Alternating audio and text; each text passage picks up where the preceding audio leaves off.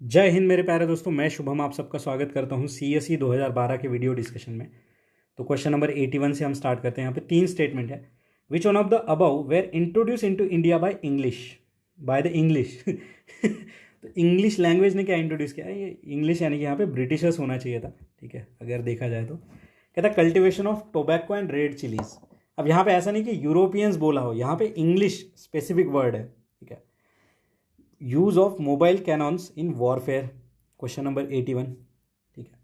फिर assessment of land revenue on the basis of nature of crops and quality of crop. अरे ये चीज़ तो हमने कृष्णदेव राय वाले क्वेश्चन में देखी थी, ठीक है।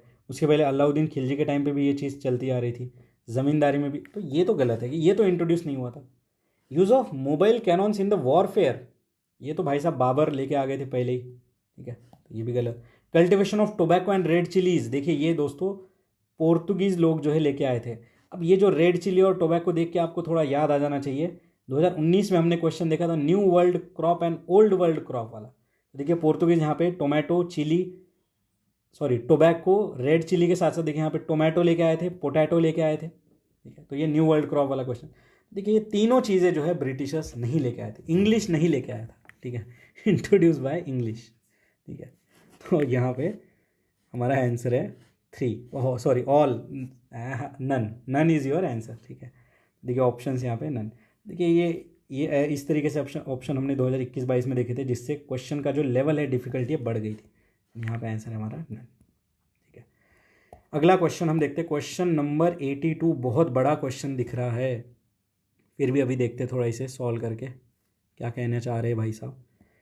कि with reference to guilds, guilds यानी श्रेणीज of ancient India that played a very important role in the country's economy, which one of the following statement is correct? श्रेणीज के बारे में, ठीक है। देखते हैं, तीन स्टेटमेंट है यहाँ पे। थर्ड से पढ़ना स्टार्ट करते हैं। The guilds had judicial powers over its own member. तो guild has a judicial power over its own member. The wages, rules of work, standard prices were fix by guild. Every guild was registered with a central authority of state and the king was chief administrative authority on them. अब देखिए दोस्तों, ये अगर question में कहूँ तो one of the toughest question है उस टाइम का, क्योंकि गिल्ड के बारे में इतना सब कुछ पता होना यहाँ पे पॉसिबल नहीं है। बट यहाँ पे अगर थोड़ा तिगड़मबाजी अगर मैं कहूँ, देखिए गिल्ड्स यानी एक मार्केट है, ठीक है, जिसका जो है रूल ये सारी चीज़ें। अब देखिए हमें पता है एपीएमसी मार्केट होता है, ठीक है, कोऑपरेटिव मार्केट जो भी होते हैं। तो guild has a judicial power in its own member, on over its own member. ऐसा नहीं कहा कि पूरे पूरे इंडिया में या फिर पूरे स्टेट में उनकी जुडिशियल पावर चलती, नहीं, ओन मेंबर के ऊपर। Wage, rule of work is fix by guild, तो स्टैंडर्डाइजेशन की बात कर रहा है। फर्स्ट देखिए, the guild was registered with the central authority and king was the chief administrative authority. अब देखिए क्या सारे मार्केटिंग जो कोऑपरेटिव है यहाँ पे मोदी जी उन्हें देख रहे हैं, या फिर सोचिए कि राजा के पास इतना टाइम होगा कि हर गिल्ड के ऊपर जाके वो चीज़ें देखे? तो नहीं दोस्तों, यहाँ पे हर गिल्ड का अपना खुद का एक चीफ होता था जो कि उन सब चीज़ों को देखता है। जैसे कि हर गांव का एक मुखिया, वैसे हर गिल्ड का एक चीफ। तो ये हमारा गलत है, ठीक है। मैं थोड़ा आपको ये समझा रहा हूँ, क्वेश्चन टफ है, ठीक है। बाकी देखिए इन्हें पनिशमेंट और इम्पीचमेंट की पावर थी, यहाँ पे 2 और 3 हमारा करेक्ट है। तो बचा देखिए हमारा आंसर इज करेक्ट, 2 और 3 इज द करेक्ट। तो क्वेश्चन नंबर जो हमारा 82 है, इसका आंसर है सी। तो गिल्ड्स के बारे में ये सारी चीज़ें हमने देखी, ठीक है। ये स्टैंडर्ड रूल्स ये सब चीज़ें बना सकते थे, बट ये जो फर्स्ट था यहाँ पे चीफ वाला, ये गलत था। आगे बढ़ते हैं। Distribution of power between centre and state in Indian constitution is based on the scheme provided in. तो देखिए उससे ये बड़ा ही ईजी कैटेगरी का क्वेश्चन है। यहाँ पे गवर्नमेंट ऑफ इंडिया 1935 में, ठीक है, ये सारी चीज़ें मेंशन थी कि कैसे पावर यहाँ पे जाएगी। देखिए 1909 वाला जो एक्ट था ये सेपरेट इलेक्टोरेट के लिए फेमस था। Government of India act of 1935 मैंने आपको बताया था, यहाँ पे ऑल इंडियन फेडरेशन बनाने की बात करी थी, जिसमें प्रिंसली स्टेट्स और जो ब्रिटिश प्रोविंसेस थे वो होंगे। यहाँ पे प्रोविंशियल ऑटोनॉमी की बात करी थी। यहाँ पे देखिए डायर की सेंटर में लाने की बात करी गई थी। यहाँ पे बाई कैमरलिज्म की बात हुई थी, बाई कैमरलिज्म यानी कि लोअर हाउस अपर हाउस। यहाँ पे आरबीआई बनाने की बात करी गई थी, फेडरल पब्लिक सर्विस कमीशन बनाने की बात हुई थी, ठीक है। यहाँ पे जो रेसिड्यूरी पावर है वो किसके पास रहेगी बोला था? वॉइस रॉय के पास रहेगी बोला था। और फेडरल कोर्ट्स जो है यहाँ पे बनाने की बात हुई थी। तो रेसिड्यूरी पावर किसके पास रहेगी? तो वॉइस रॉय के पास, ठीक है। तो ये भी क्वेश्चन हमने देखा था, यहाँ पे आंसर है हमारा सी। नेक्स्ट देखिए अगला क्वेश्चन हम देखते हैं, question number 84। Despite having large reserve of coal, why does India import millions of tons of coal. देखिए कोल कितने बार क्वेश्चन आ चुका है, कोल इसके बीडिंग से रिलेटेड 2019 में हमने क्वेश्चन देखा था, ठीक है। अब 3 स्टेटमेंट है, कहता है steel company need large quantity of coking coal which has to be imported. जैसे ये स्टेटमेंट आपने देखा ना यहाँ पे, steel company needs large quantity of coking coal which needs to be imported. 2014 का एक क्वेश्चन हमने देखा था कि आयरन एंड स्टील इंडस्ट्री के लिए किस चीज़ की ज़्यादा ज़रूरत होती है, तो देखिए कोकिंग कोल। देखिए यहाँ पे जो ऑप्शन में मेंशन है ना, वो वहाँ पे क्वेश्चन बन गया था सीधा। फिर ये तो सही है थर्ड हमारा, most of the power plants in India are coal based and they are not able to get sufficient supply of coal within the country. सही बात है, सफिशिएंट सप्लाई यहाँ पे नहीं मिल रहा है। और फर्स्ट क्या कह रहा है, it is a policy of India to save its own coal reserve for future and import it from other country for present use. कितना फ्लॉड, कितना वेग स्टेटमेंट बनाया गया है। और ऐसी कभी पॉलिसी होती नहीं कि खुद के रिजर्व को संभाल के रखो, दूसरे के यूज़ करो, नहीं। जहाँ पे हमें फ़ायदा होगा वो हम यहाँ पे पहले देखेंगे, ठीक है। ऐसे तो फिर हर चीज़ का यूज़ करना बंद कर दो, सब इंपोर्ट चालू कर दो, तो देखिए ये हमारा हो गया गलत। यहाँ पे फर्स्ट हटा दीजिए, ठीक है, तो डायरेक्ट हमारा आंसर आ गया 2 और 3, यही करेक्ट है। देखिए इस क्वेश्चन में क्या लगता है आपको कि ये कहाँ से पढ़ सकते हैं हम, कहीं से कर सकते हैं या फिर किसी किताब में लिखा होगा? नहीं, ये उसी टाइम पे जो है हमें हमारा दिमाग, कॉमन सेंस, लॉजिक जो भी सीखा है हमने वो सब अप्लाई करके यहाँ पे चीज़ों को समझना है। नेक्स्ट देखिए अगला क्वेश्चन क्या कहता है, a person stood alone in a desert on a dark night and wanted to reach a village which is situated 5 kilometre east of the point where he was standing. मतलब अगर वो यहाँ खड़ा हुआ है तो इसके ईस्ट में 5 किलोमीटर पे वो उसका गाँव है। He had no instrument to find the direction but he located pole star. The most convenient way now to reach the village is to walk in the path. देखिए अब यहाँ पे पोल स्टार वाली बात आ गई, ठीक है। तो देखिए दोस्तों, जो ध्रुव तारा होता है पोल स्टार, वो हमारा नॉर्थ में होता है हमेशा। ये भाई साहब देखिए यहाँ कहीं सिचुएटेड है, ठीक है। इन्हें जाना है ईस्ट साइड। अब देखिए नॉर्थ, साउथ, वेस्ट, ईस्ट, ठीक है। अब उन्हें ईस्ट साइड जाना है, मतलब इस साइड जो है उन्हें अपना मार्ग जो है डिसाइड करना है। अब जब वो इस साइड चलने लगेंगे तो यहाँ पे देखिए direction facing the pole star, यानी ये तो नॉर्थ हो गया, गलत। Direction opposite to the pole star, ये तो साउथ हो गया, ये भी गलत। Direction keeping the pole star to his left, left में रख के अगर चलेंगे तो ये ईस्ट हो गया। And direction keeping the pole star to the right, तो ये हमारा वेस्ट हो गया। तो हमें कहाँ जाना है? ईस्ट में।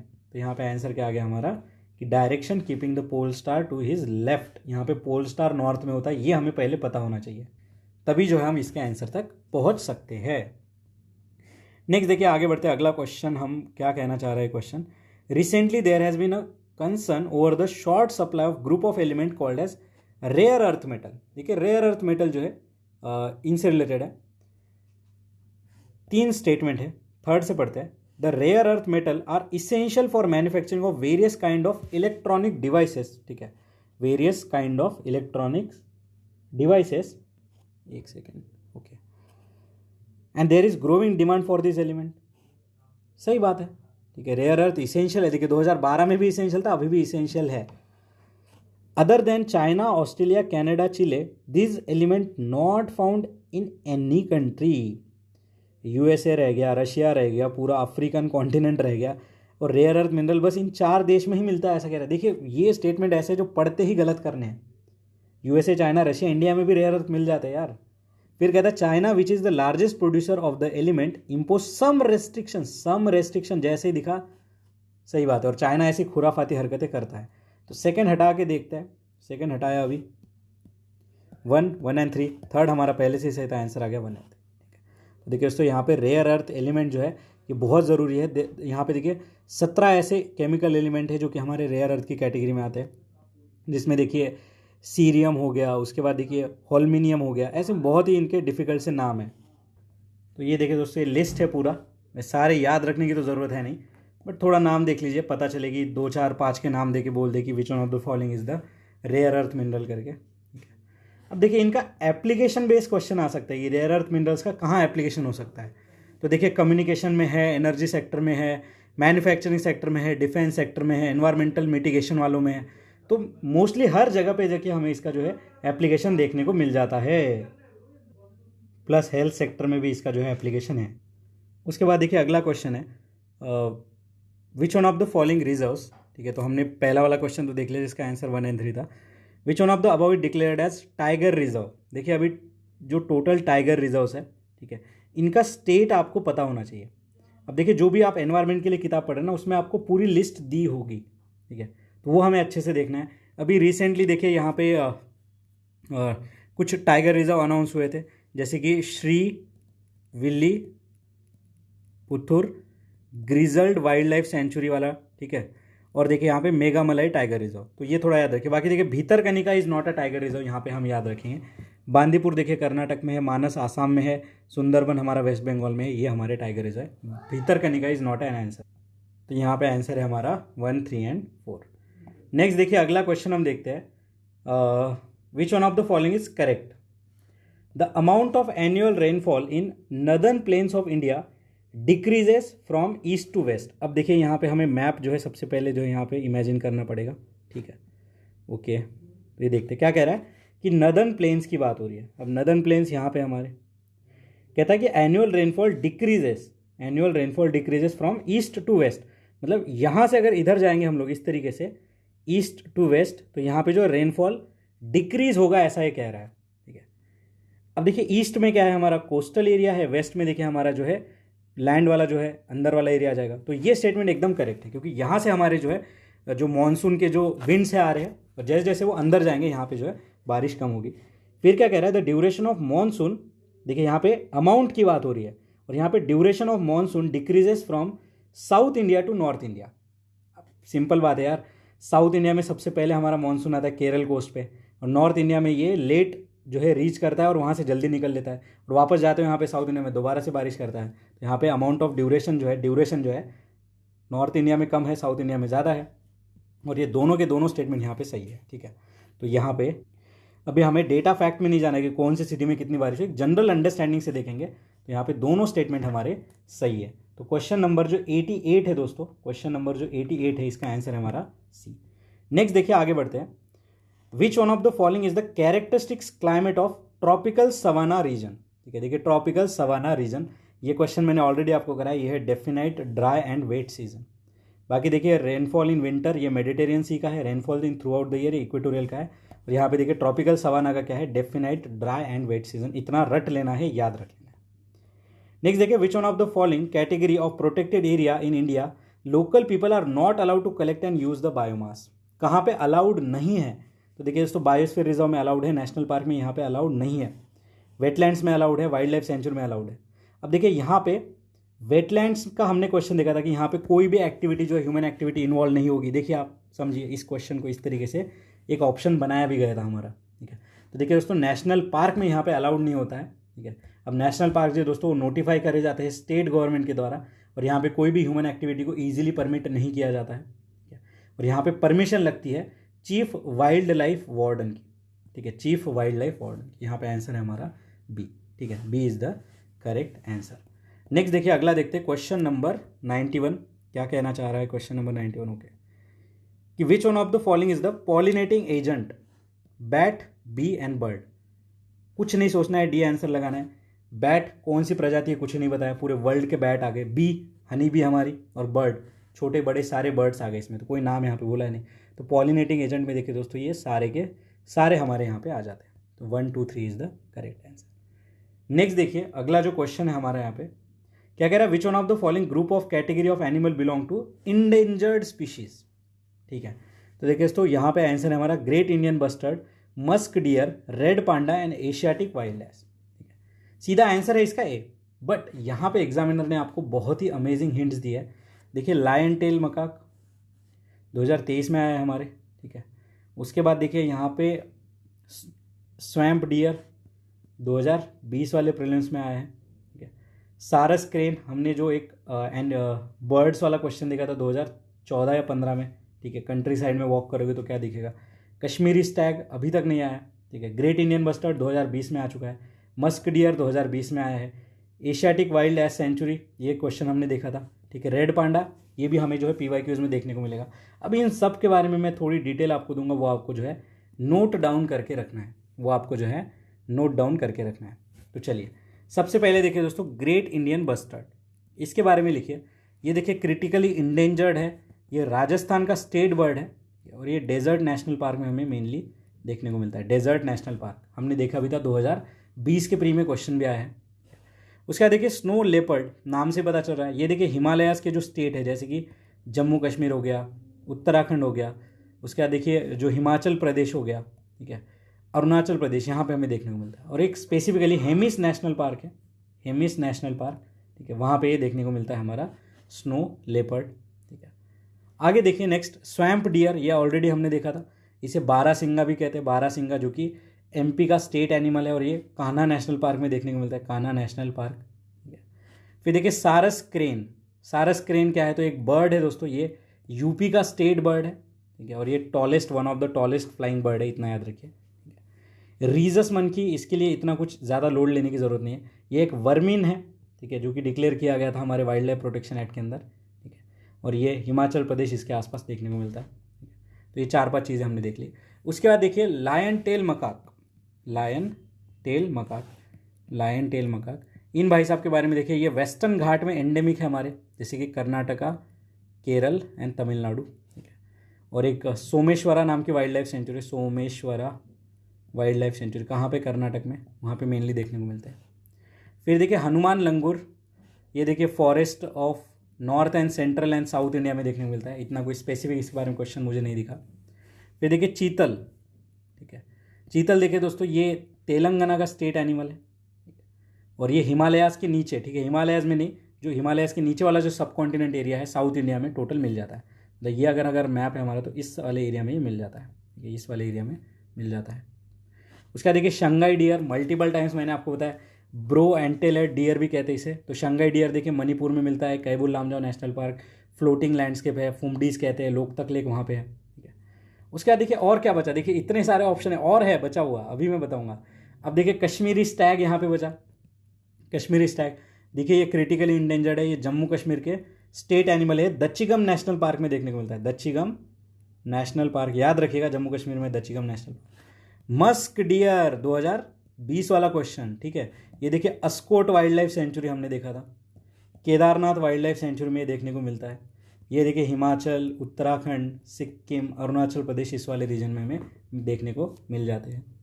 उसका देखिए रेड पांडा, रेड पांडा, ये देखिए सिक्किम का स्टेट एनिमल है, सिक्किम का स्टेट एनिमल है रेड पांडा, ये देखिए अरुणाचल प्रदेश, नेपाल, भूटान, म्यांमार, इस वाले रीजन में हमें देखने को मिल जाता है, ठीक है। फिर देखिए एशियाटिक वाइल्ड एस, ठीक है, ये गुजरात के डेजर्ट एरिया में हमें देखने को मिल जाता है। यहाँ पे देखिए रन ऑफ कच्छ में एक वाइल्ड लाइफ सेंचुरी भी है, ठीक है, एशियाटिक वाइल्ड लाइफ सेंचुरी भी कहते हैं उसे, ठीक है, तो ये रन ऑफ कच्छ में हमें देखने को मिल जाते हैं। फिर बचा देखिए ब्लू बुल, ठीक है, ब्लू बुल, इसे नील गाय भी कहते हैं, ये देखिए ग्रासलैंड के ऊपर जो है अपना हैबिटेट है इनका, ये इंडियन सब कॉन्टिनेंट वाले रीजन में मिल जाते हैं। और दिल्ली का स्टेट एनिमल है नील गाय, दिल्ली का स्टेट एनिमल है नील गाय। तो देखिए इतने सारे जो एनिमल्स जो कि यूपीएससी ने यहाँ पे क्वेश्चन में पूछे हैं वो हमने सारे यहाँ पे कवर किए हैं, ठीक है। तो जितना मैंने डिटेल बताया ना, उतना भी अगर मोटा मोटा याद हो जाएगा तो हमें यहाँ पे जो क्वेश्चन सॉल्व करने में जो है हेल्प हो जाएगी, ठीक है। आई होप ये इससे आपको जो है बहुत अमेजिंग इंसाइट्स मिले होंगे।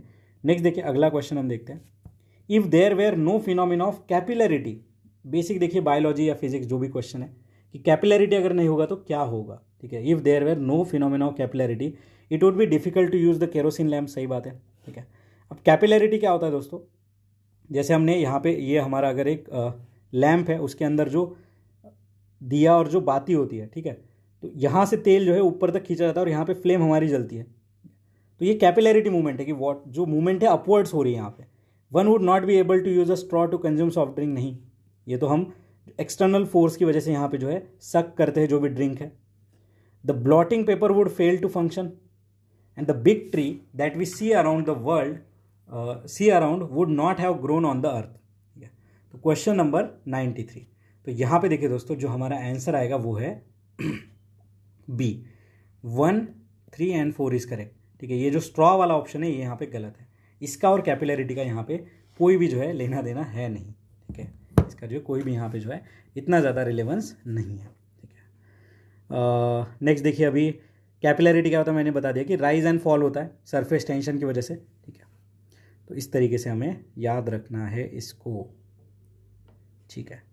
तो ये सेकंड हमारा गलत हो गया, आंसर आ गया हमारा 1, 3, 4, 1, 3, 4 इज द करेक्ट आंसर। अगला क्वेश्चन हम देखते हैं, the millennium ecosystem assessment describes the major category of ecosystem service provisioning, supporting, regulating, preserving and cultural, which one of the following is the supporting. ठीक है, बहुत ही बेसिक एनवायरमेंट इकोसिस्टम का question है। मुझे नहीं लगता ऐसा क्वेश्चन दोबारा बन सकता है, क्योंकि ये उस टाइम पे देखिए आया था, 2012 की बात है। यहाँ पे देखिए दोस्तों, जो सपोर्टिंग सर्विस है वो है न्यूट्रिएंट साइक्लिंग एंड पॉलिनेशन। ठीक है, अब देखिए मेंटेनेंस ऑफ डाइवर्सिटी ये एक प्रिजर्विंग फंक्शन है इनका। ठीक है, कंट्रोलिंग क्लाइमेट एंड डिजीज ये रेगुलेटरी फंक्शन है। Production of food and water ये देखिए प्रोविजनिंग वाले फंक्शन है। ठीक है, प्रोविजनिंग सर्विस है, तो provisioning, regulatory, supporting and preserving. तो यहाँ पे आंसर है हमारा सी। नेक्स्ट देखिए क्वेश्चन नंबर 95। ठीक है, कहता ओरिक्स एंड चीरू के डिफरेंस के बारे में। ओरिक्स एंड चीरू, ठीक है, आपको लग रहा होगा ये कौन है ओरिक्स एंड चीरू। ठीक है, देखिए दोस्तों क्वेश्चन नंबर 95 हम लोग देख रहे हैं। ठीक है, तो ओरिक्स एंड चीरू के बारे में जानने के पहले हम आंसर देख लेते हैं यहाँ पे। तो देखिए दोस्तों, oryx is adapted to live in hot and arid areas, whereas chiru is adapted to live in steppes, semi desert area of cold high mountains. ठीक है, तो ये चीरू, तो ये देखिए तिबेटन एंटीलोप, देखिए तिबेटन एंटीलोप ये हिरन जैसा ही दिखता है थोड़ा। ठीक है, और ये जो ओरिक्स है दोस्तों, ये अरब एंड अफ्रीका वाले रीजन्स में हमें देखने को मिल जाता है। फर्स्ट हमारा सही है। फिर देखिए क्या कहता है, oryx is poach for antlers whereas chiru is poach for musk. नहीं, ये स्वैप कर दिया यहाँ पे। ओरिक्स देखिए दोस्तों ये मस्क के लिए होता है, चीरू जो है एंटलर्स के लिए होता है। फिर कहता है oryx exist in western India only whereas chiru exist in north east India only. ये तो हर हालत में गलत हो गया हमारा। ठीक है, कि ओनली वर्ड लगा दिया, और मैंने आपको बताया था कि वेस्टर्न इंडिया में कहाँ, कोई स्पेसिफिक तो बताया नहीं यहाँ पे। तो none of the above statement ये तो नहीं, ये गलत हो गया। ठीक है, ये यहाँ पे स्वैप है, बचा हमारा ए। ठीक है, तो ये देख लीजिए दोस्तों, तिबेटन एंटीलोप, ये देखिए स्नो वाला रीजन है। ठीक है, और नेक्स्ट देखिए ये हमारा ओरिक्स, तो ये इस तरीके से दिखते हैं ओरिक्स भाई साहब। यहाँ पे देखिए दोस्तों आंसर है हमारा, डिफरेंस पूछा है तो यहाँ पे आंसर है ए। ठीक है, यहाँ पे आंसर है हमारा ए, तो याद रख लीजिए। ठीक है, नेक्स्ट देखिए अगला क्वेश्चन हम देखते हैं, क्वेश्चन नंबर 96। ठीक है, which one of the following can be threat to biodiversity of geographical area. कि थ्रेट कौन सा हो सकता है। कहता है global warming, fragmentation of habitat, invasion of alien species and promotion of vegetarianism. एकदम एब्सर्ड सी बात है। ऐसे ही देखिए एक एब्सर्ड सा ऑप्शन हमने देखा था कि गैंगेटिक डॉल्फिन का पॉपुलेशन कम क्यों हो रहा है, तो साल्ट वाटर क्रोकोडाइल्स के जो है नंबर बढ़ने की वजह से। नहीं, वैसे ही प्रमोशन ऑफ वेजिटेरियनिज्म की वजह से यहाँ पे थ्रेट नहीं होगा बायोडाइवर्सिटी। यहाँ पे आंसर आ गया हमारा, यहाँ पे आंसर है हमारा 1 2 3। फोर्थ हमारा यहाँ पे गलत है। ठीक है, फोर्थ हमारा यहाँ पे गलत है। तो ऐसे जो एब्सर्ड वाले ऑप्शन है थोड़ा याद रखेंगे। नेक्स्ट देखिए अगला क्वेश्चन हम देखते हैं, which one of the following is naturally found in India. देखिए ऐसा ही क्वेश्चन हमने 2013 या 14 में भी देखा था। ठीक है, कहता ब्लैक नेकेड क्रेन नेचुरली पूछा है, चीता, flying squirrel and snow leopard. देखिए चीता देखिए दोस्तों अभी नहीं मिलता इंडिया।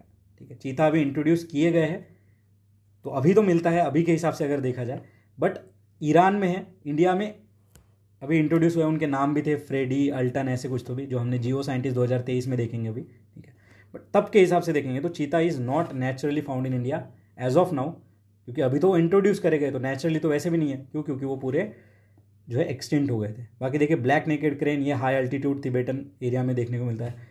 फ्लाइंग स्क्वेरल देखिए दोस्तों ये नॉर्थ ईस्ट में है हमारा। ठीक है, तो फ्लाइंग स्क्वेरल से रिलेटेड देखिए दोस्तों यहाँ पे एक नामदाफा नेशनल पार्क है जो कि अरुणाचल प्रदेश में है।